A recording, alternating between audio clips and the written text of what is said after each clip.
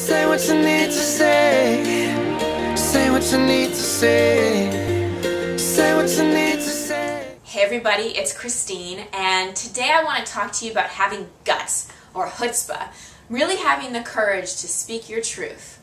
And one of the ways that I find we all get kind of wimpy in our life is that we don't always have the courage to speak our truth with other people, specifically in asking the questions we need to ask. So this is motivated, of course, by an event in my life. I had a situation with a friend, and for about a year I've been carrying around an unanswered question.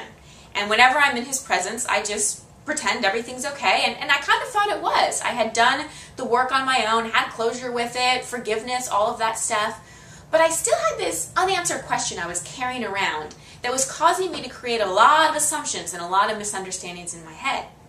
So finally I had the opportunity, or rather, I've probably had many opportunities, but my courage finally met an opportunity, and I had the guts to just ask him, to speak my truth, to move more from strength of heart than strength of ego.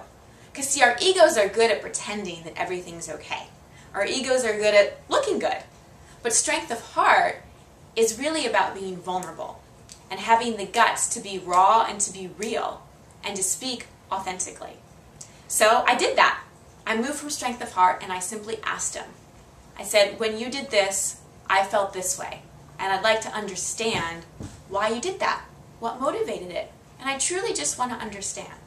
And I came from that place of compassion. I came from that place of seeking understanding rather than blame. Now, the healing part for me was just asking the question.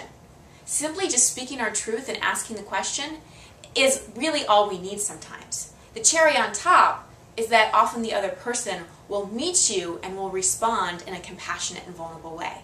And I'm lucky that I got that little cherry on top. He was willing to be fully honest with me. He was willing to be authentic. He was willing to tell me the truth. And you know what? That helped me let go of so many misunderstandings and so many assumptions. It was so liberating. So I encourage you, have the guts to speak your truth. Ask the questions you need to ask.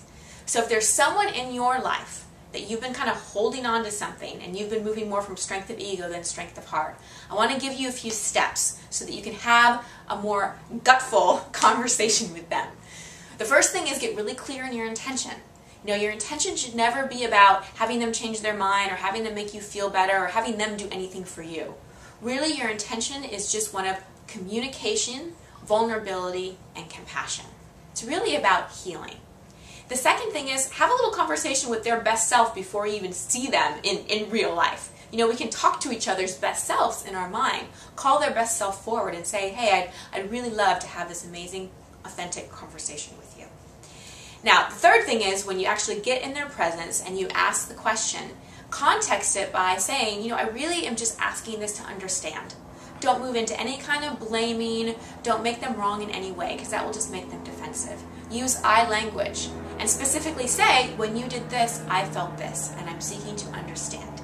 And then, and this is really, really courageous, give them full permission to authentically share everything, to share their truth. Now, be prepared for a zinger. In my conversation with my friend, I did get a little bit of a zinger, but here's the thing. Zingers are way more easier to deal with than a bunch of assumptions. Processing the truth, so much better than having a bunch of assumptions rattling around in our head. So give the other person full permission and then take responsibility for how it lands inside of you. And then acknowledge that person for their vulnerability, for their honesty, and inwardly acknowledge yourself for your courage. And then after the conversation has closed and you move on, do your own forgiveness work, forgiving the other person and forgiving yourself. The thing is, when we speak our truth, when we ask the questions that we've been scared to ask, that's when the deepest level of healing happens. Sometimes we can have that healing on our own, and sometimes it's so helpful to have those raw, authentic conversations with people. I know it can be super scary, but I truly believe that vulnerability is the doorway to healing and to freedom. So get some chutzpah going and have the guts to say what you need to say. Say what you need to say. Say what you need.